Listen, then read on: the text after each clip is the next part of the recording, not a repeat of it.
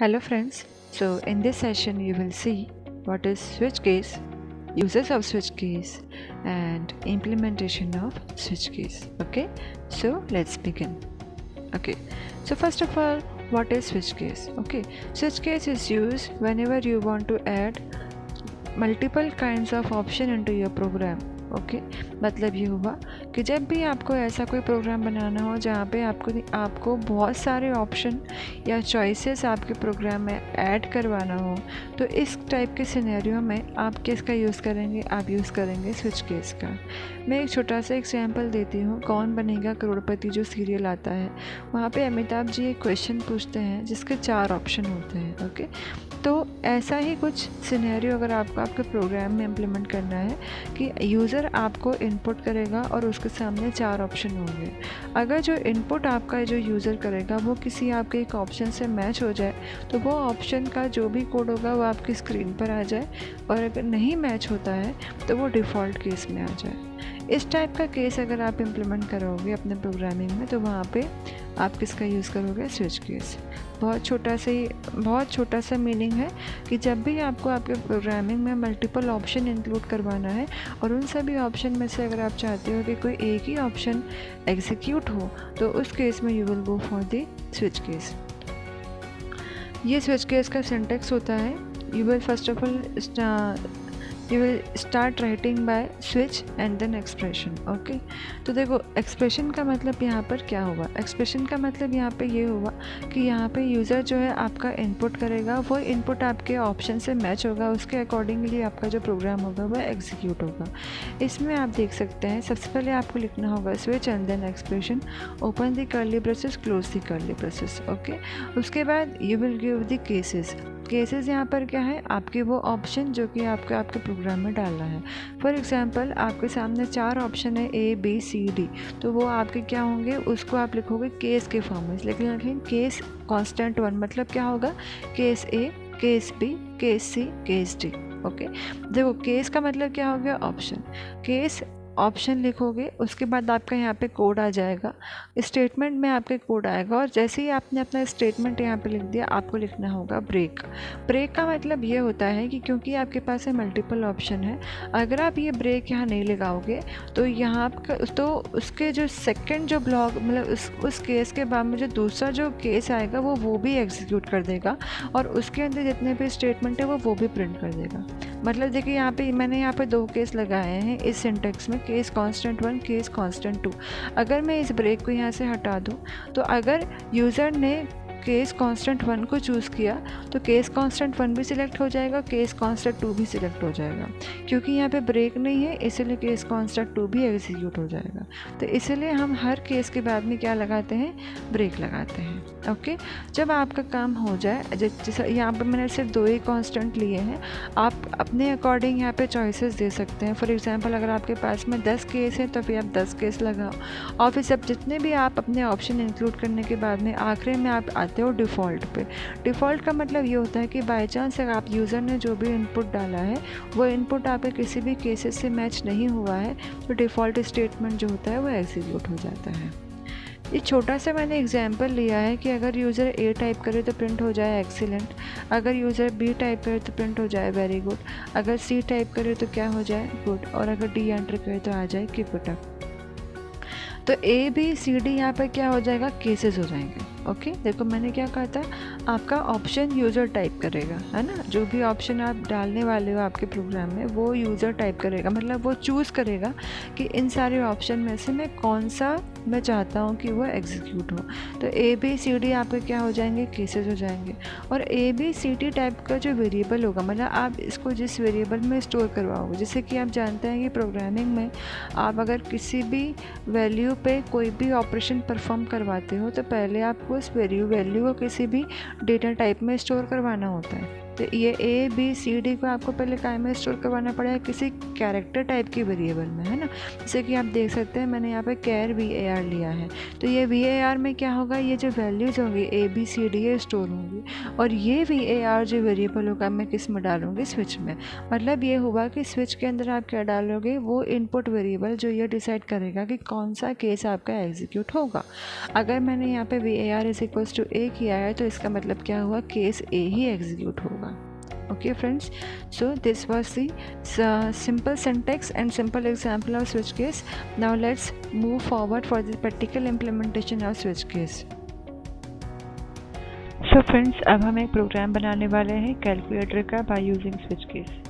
इसके लिए मैं सबसे पहले लूँगी 2 इनपुट। ओके, ये इनपुट जो मैं लूँगी वो लूँगी स्कैनर क्लास के थ्रू। स्कैनर क्लास का जो ट्यूटोरियल है मैं पहले ही अपलोड कर चुकी हूँ अपने चैनल के ऊपर। अब हमारा यहाँ पर टास्क ये होगा कि आप जो भी ऑपरेटर रन टाइम पे एंटर करेंगे वो ऑपरेशन आपके सामने होना चाहिए। मतलब ये, अगर आप प्लस टाइप करते हैं तो एडिशन हो जाए, अगर आप प्रोडक्ट का ऑपरेटर टाइप करते हैं तो मल्टीप्लिकेशन हो जाए, अगर आप डिवीज़न का ऑपरेटर टाइप करते हैं तो डिवीज़न हो जाए, और अगर आप माइनस साइन को टाइप करते हैं तो क्या हो जाए, सब्ट्रैक्शन। तो ये हमारा टास्क है, हमें ये इम्प्लीमेंट करना है by using switch case. So let's open the BlueJ application. यहाँ पर मैंने एक छोटा सा प्रोग्राम बना के रखा है। So let's get started. देखो, मेरे जो प्रोग्राम है, प्रोग्राम का नाम है कैलकुलेटर। जैसा कि मैंने आपसे कहा था मैं इनपुट लूँगी रन टाइम, तो उसके लिए I have imported my package java.util.scanner। मेरे ऑब्जेक्ट का नाम है रीडर, इसके थ्रू मैं इनपुट लूँगी डायनेमिकली। 2 वेरिएबल मैंने यहाँ पे क्रिएट किए हैं, पहला नाम है फर्स्ट और सेकंड जो वेरिएबल है उसका नाम है सेकंड। मतलब फर्स्ट और सेकंड 2 वेरिएबल हैं जिसमें कि मैं अपने इनपुट को स्टोर करवाऊंगी। उसके बाद में मैंने एक ऑपरेटर नाम का वेरिएबल बनाया है जो कि कैरेक्टर टाइप का है। इसमें मेरे वो ऑपरेटर स्टोर होंगे जिससे मुझे ऑपरेशन परफॉर्म करवाना। जैसे कि मैंने आपसे क्या कहा था कि आप अगर प्लस ऑपरेटर टाइप करेंगे तो क्या होना चाहिए, एडिशन। सिमिलरली तो अगर मल्टीप्लिकेशन टाइप करेंगे तो मल्टीप्लिकेशन। तो ये ऑपरेटर टाइप करवाने के लिए आपको वो ऑपरेटर इनपुट लेना होगा, तो वही मैंने यहाँ पे इनपुट लिया है। Character operator =reader.next.char@0। तो ये आप जानते होंगे ये एक तरीका होता है जिसके थ्रू आप एक कैरेक्टर को डायनेमिकली इनपुट लेते हैं। ओके फ्रेंड्स, अब मैंने यहाँ पे एक रिजल्ट करके वेरिएबल लिया है जो कि हमारा रिजल्ट को स्टोर करवाएगा। So now finally I am going to begin with the switch case. Switch case का सिंटेक्स मैंने आपको बताया था, आपको लिखना होगा स्विच, फिर उसके बाद में आप वो कांस्टेंट यहाँ पर डालेंगे जिसके थ्रू आपको आपका ऑपरेशन परफॉर्म करवाना है। या फिर आप ये कह सकते हैं आप यहाँ पे वो इंटीजर, वो कैरेक्टर, वो डबल या आप वो कांस्टेंट वैल्यू यहाँ पे डालोगे जो आपको आपके केस में डालनी है। ओके, मतलब यहाँ पे आपका वो ऑप्शन आएगा जिसके थ्रू आपको आपका वो स्पेसिफिक ऑपरेशन परफॉर्म करवाना है। यहाँ पे हमें क्या करना है, मेरा टास्क ये है कि अगर मैं प्लस दबाऊँ तो एडिशन हो जाए, माइनस दबाऊँ तो सब्ट्रैक्शन हो जाए, मल्टीप्लिकेशन दबाऊँ तो मल्टीप्लाई हो जाए, डिवीजन दबाऊँ तो डिवाइड हो जाए। ओके, तो मतलब ये जो मेरा ऑपरेटर होगा वो उस टाइप का होना चाहिए जो कि ये सारे ऑपरेटर्स को कैच कर सके। तो ये मेरा किस टाइप का है, मैंने बताया था कैरेक्टर टाइप का है जो कि मैंने किस में लिया है, स्विच में लिया है। तो अब आगे बढ़ते हैं। देखो मैंने यहाँ पे कर्ली ब्रेसेस को ओपन किया है। पहला केस मेरा क्या हो जाएगा, प्लस, क्योंकि मैंने क्या कहा था, as I will enter plus then addition will get perform. तो यहाँ पे केस प्लस, मतलब यहाँ पे लॉजिक क्या है, result == first plus second and then break. मेरा पहला केस टर्मिनेट हो गया बाय यूजिंग ब्रेक। अब सेकंड केस क्या है, माइनस का, तो result == first minus second then break. Multiplication के लिए result == first into second break, and division के लिए result == first divide by second. समझ में आ गया फ्रेंड्स? मतलब ये हुआ यहाँ पर कि स्विच में you will give that constant on which you want to perform the operation. मतलब यहाँ पे आपका वही वैल्यू आएगा, वही लिटरल आएगा या वही कांस्टेंट आएगा जिसको आप ऑप्शन में डालना चाहते हैं। मैंने यहाँ पे डाला है या तो प्लस आए या मल्टीप्लिकेशन आए या डिवाइड आए या मल्टीप्लाई आए। ओके, अब फाइनली अगर सपोज ये चारों केस हमारे एग्जीक्यूट ना हो, फॉर एग्जांपल अगर मैं और कोई सा ऑपरेटर यहाँ पर एंटर कर दूँ तो क्या होगा, तो ये होगा कि ये चारों केस तो यहाँ पे अवेलेबल है ही नहीं, तो उस केस में वो कहाँ पे चला जाएगा, डिफ़ॉल्ट में। मतलब फॉर एग्जांपल अगर आपने प्लस माइनस मल्टीप्लिकेशन डिवाइड की जगह पे और कोई ऑपरेटर आपने टाइप कर दिया तो वो डिफ़ॉल्ट केस में आएगा। आखिरी में मैंने जो मेरा रिजल्ट है उसे प्रिंट करवाया है। So now let's compile this program. Now I am compiling my program. As you can see, error यहाँ पर कुछ भी नहीं है. Now I will run my file. So to run the file, I will go to the BlueJ and will right click on my file and go to the Voigtman string args and then will click on OK. देखो यहाँ पे क्या लिखा हुआ है, enter the 2 number. मैं ये screen को क्लियर कर देती हूँ।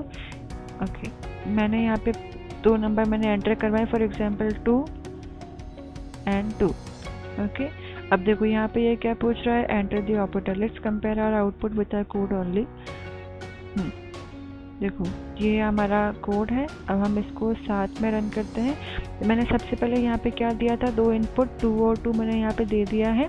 अभी क्या देखो, एंटर एन ऑपरेटर, मतलब ये यहाँ पे ऑपरेटर पूछ रहा है। मैंने क्या कहा था, मैं डायनेमिकली अपना इनपुट दे रही हूँ।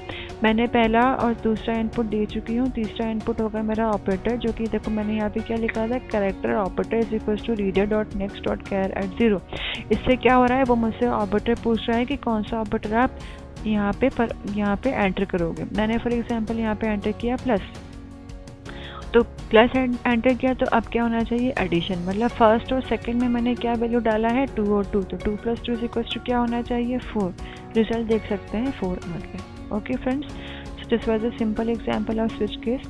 स्विच केस का मतलब इतना ही होता है कि स्विच केस के अंदर आप मल्टीपल ऑप्शन प्रोवाइड कर देंगे, जो भी ऑप्शन करेक्ट होगा वो एग्जीक्यूट हो जाएगा। ओके, मैं एग्जांपल देती हूँ, कौन बनेगा करोड़पति का। केबीसी में क्या होता है, अमिताभ बच्चन एक क्वेश्चन पूछते हैं और उसके 4 ऑप्शन होते हैं, जो भी करेक्ट होता है वो डिस्प्ले हो जाता है। तो वही बस यहाँ पे भी है, स्विच केस में जो भी आपका आंसर है वो यहाँ पे स्टोर रहेगा, वो मैच होगा। अगर वो हमारा जो आंसर यहाँ पे केस से मैच हुआ तो वह एग्जीक्यूट हो जाएगा, और अगर मैच नहीं हुआ तो फिर क्या होगा, तो डिफ़ॉल्ट केस एग्जीक्यूट होगा।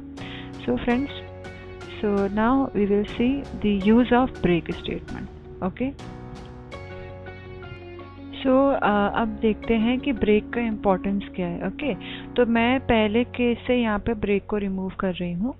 तो देखो मैंने यहाँ से ब्रेक को इससे मैंने हाइड कर दिया है। ओके, अब देखो मैं अब इस प्रोग्राम को हम दोबारा से रन करते हैं। बस मैंने एक मॉडिफिकेशन किया है। पहले मैंने क्या किया था, पहले मैं पूरे प्रोग्राम का जो रिजल्ट है वो एक साथ प्रिंट करवा रही थी, सबसे नीचे आखिरी में रिजल्ट को प्रिंट करवाई थी स्विच केस के बाहर। अब मैंने यहाँ पे क्या किया, केस में भी मैंने एक मैसेज प्रिंट करवाया, मतलब मैं जो रिजल्ट में जो भी डेटा मेरा स्टोर हो रहा है मैं यहाँ पे भी प्रिंट करवा दी हूँ। ओके, तो मैं अब इसे कंपाइल करती हूँ। कंपाइल किया, कोई भी एरर नहीं है। Now I will run this program. So I am right click on this file, click on Voigtman string args। Okay, अब देखो ये पूछ रहा है एंटर 2 नंबर, मैंने 2 नंबर ऐड करवाए, 2 और 3। ओके, देखो अब ये पूछ रहा है ऑपरेटर, मैं यहाँ पे डलवा रही हूँ प्लस। तो मैंने जैसे ही एंटर प्रेस कर, देखो यहाँ पे क्या आ गया, ऐड रिजल्ट इज 5।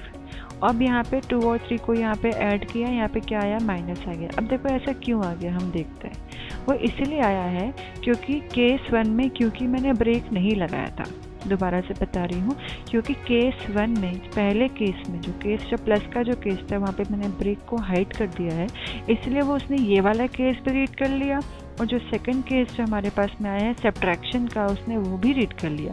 इसलिए हमारे यहाँ पे आउटपुट क्या आया है, हमारा आउटपुट आया है 5 और -1। क्यों, क्योंकि 2 + 3 will be 5 and 2 - 3 will be -1। तो फ्रेंड्स, ब्रेक का मतलब आपको समझ में आ गया होगा। अगर आप ब्रेक नहीं लगाएंगे आपके केस में, तो वो उसके नीचे जो केस आएगा वो उसको भी एग्जीक्यूट कर देगा। फॉर एग्जाम्पल, अगर मैं सारे ब्रेक हटा दूँ तो मेरा स्विच केस का मतलब ही नहीं रहेगा, वो सारे कंडीशंस को ही एग्जीक्यूट कर देगा। तो अब आपको समझ में आ गया होगा, ब्रेक का मतलब ये होता है कि का मतलब ये होता है कि वो केस अब वहीं पर टर्मिनेट हो जाएगा, वो उसके बाद जितने भी केसेस आ रहे हैं वो वहाँ पर नहीं जाएगा।